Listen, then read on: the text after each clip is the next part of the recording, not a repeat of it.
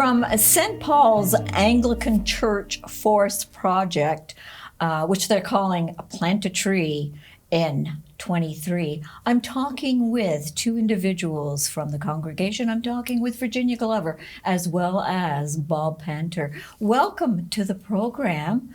So you're having a fundraiser. It's not really a fundraiser, it's a tree raiser. It's a tree raiser. Okay. So tell us the dates that you're having this tree raiser. We are already launching the reservations period because the trees have been ordered and will be available for planting between the end of April and early May. We're not quite sure when they're going to arrive, but as soon as the saplings arrive, we want them in the ground. Whoa. So now, how do people, do they have a choice of the type of tree and or bush that you can order for them? Oh, yes. Okay, so could you tell us just a little bit about what they can order from you?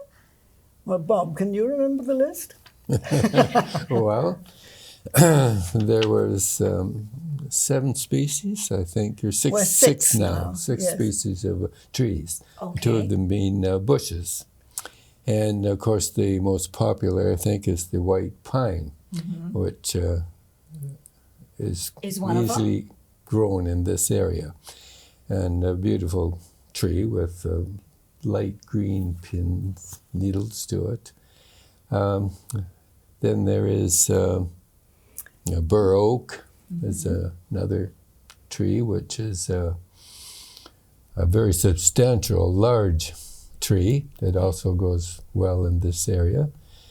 A hackberry tree. What's a hackberry tree? I don't think I've heard that. Well, it's a tree that grows well in this area as well, and it bears fruit. It has red berries, which will draw birds. Yes. It has long leaves, sort of pointed. Okay.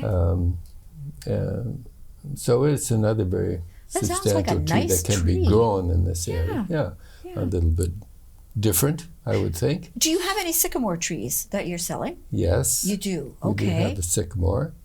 Now, you mentioned some shrubs. I think there's two. Is there 2 shrubs that you're also bringing in?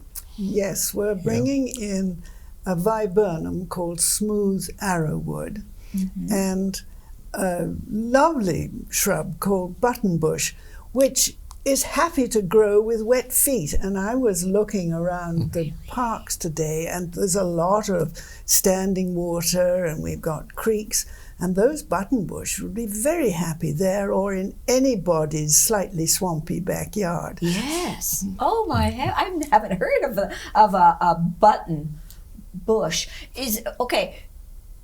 Is it basically green? Is there a flower on it? What is it? Well, the reason it's called buttonbush is that the blossoms look a bit like fuzzy buttons. Oh, do they? They're white. Okay. And then when the seed heads are formed, they are also the same shape as the blossom, and they will stay on the bush really as long as the birds will let them. And so it's a great food source for birds as well. Wow. Okay. See, I'm learning. Every day I learn on this program. So this is great. Okay. The pricing of the trees as well as the shrubs, I imagine it varies, correct, in whatever it is that the person wants to order? Well, it really only varies by the size of the tree. The size, okay. And we're getting them in 2 sizes. We're getting bare root, which means that it's really still about a year and a half old, and maybe about this high. So if you show people the pictures of what the final result is going to look like, you've got to wait 30 years before it gets to that size. But so those are the saplings, and then we've also got them available in, or a smaller number available in 2-gallon pots, which would be approximately 2 to 3 years old, and they would be more like this size from the pot and when you plant them in. And so the pots are obviously more expensive than the saplings. Yes. So we're not just selling the trees themselves, because we would like the tree to be identifiable. So it's going to come with a 42-inch stake on which the species is named. Yes. And it's going to come with a hemp mulch mat. Say that 3 times fast. Yes. Which will create a little bit of a barrier around the base of the tree to help suppress weeds and maintain moisture. And we are also, for the trees in the pots, because they are larger, so they will have a bit of a stem on them, right, we're going to supply a little bark wrap, because the little creatures in the winter like to attack the bark unless you protect it. Yes. Well, that's great. So will you also offer people a little bit of information about how they should plant it? Yeah, I think so. Because I'm sure there's going to be people out there that are going to say, you know, these sound great. Like, I would like to purchase a white pine, but I've never really put one in. What do I do? So you will help them. Oh, yes, I'm sure we can come up with something. Of course, the bare root, they're really frozen all winter. And then when they come out and ready for planting, they have to be planted right away. Okay. And it shouldn't be too difficult to plant something like this. Yes, right. For the 2 bushes, 2 gallon, the 2-gallon pots. Okay, pots. I don't think there's too much other than to dig a hole and make sure it's a good hole. Dig a bigger hole. Yes, exactly. Virginia may have more dad than how to plant Well, it. the interesting thing about growing trees when you're planting them is the latest wisdom on planting trees is not to make it too cushy for them, because they have to get used to the ground that they're going to be growing in, spending the rest of their lives in. Yes. So for the bare root, essentially you're going to sort of dig out a wedge of ground, spread out the roots in this wedge that you've dug out, and then fill it in, and then make sure it's protected all the way around, and so on. And the ones in the pot, they're really the same deal, but a larger hole, a deeper hole, and in both cases, lots of water in the first year until they start to get established. Yes. You want to make sure that it's going to, really take hold in the ground and be ever there. So how do people order these? What do they do? Well, they can contact either one of us. Okay. And we will ask them a few questions. Of course. But the one who's recording it all, we will pass on to her. She will. We have to know a lot of things. We have to know the species, the size, where it's going to be planted, who's going to plant it and nourish it. Yes. And, of course, get their phone numbers.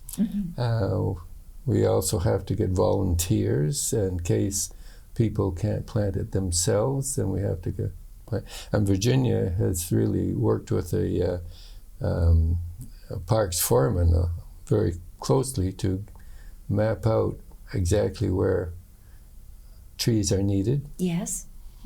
And maybe I could interrupt at this point, Bob, because people can order for their own property, but someone who would just like to support the project and plant a tree or get a tree growing, but doesn't have a backyard or property that's suitable for planting a tree on, can either themselves arrange with us to come out on planting day, and we will show them where the city would like trees planted. That's why we've been working with the parks foreman. Yes. And we are going to be planting in 7 different locations in the city on the planting day, which is May the 6th, because that's when we hope to have all of the saplings ready to go. Right. And I'm delighted to say that we already have people putting their hands up. They'd like to plant. That is nice. So the people who would like to just support the project and send a check to St. Paul, say, buy a tree and plant it somewhere, well, we welcome that too. But it's not really a fundraiser. It's just to make sure that a tree gets planted. Good. We've got 160 to plant, but that's our project. That's your project. Mm-hmm. So how do they order? How do they contact you? What telephone number, email? What do you want people to do so that they can order a tree either for their own property or for a park or wherever your foreman has indicated that they should go?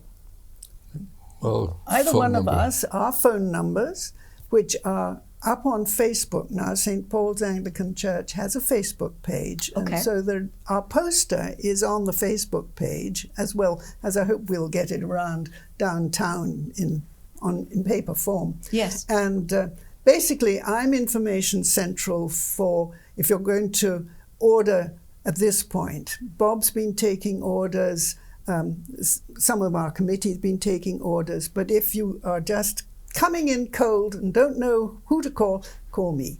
Telephone number is 613 yes 345 yes 2793. Perfect. And what time on you mentioned May the 6th, the Saturday, that there would be the time to plant. So where like if people want to volunteer, like you have some, can they still call you and say, Virginia, I'd like to volunteer? Oh, yes. Like what time do you need me and things like that?